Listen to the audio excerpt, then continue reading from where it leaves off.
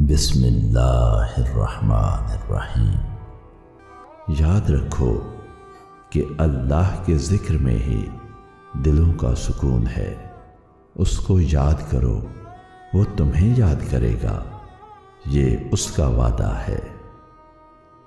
اسی محبوب کی یاد کے بارے میں امیر المؤمنین سیدنا علی المرتضیٰ علیہ السلام فرماتے ہیں، جو شخص اللہ کو یاد کرتا ہے بلا شبہ اللہ تعالیٰ بھی اس کو یاد کرتا ہے۔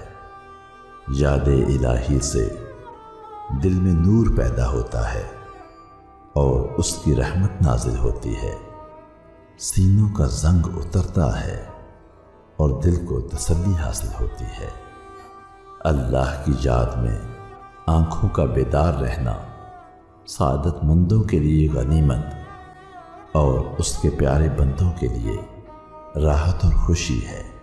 اللہ کی یاد نفس کے تمام امراض کا علاج ہے اور تمام مصائب کو دور کرتی ہے۔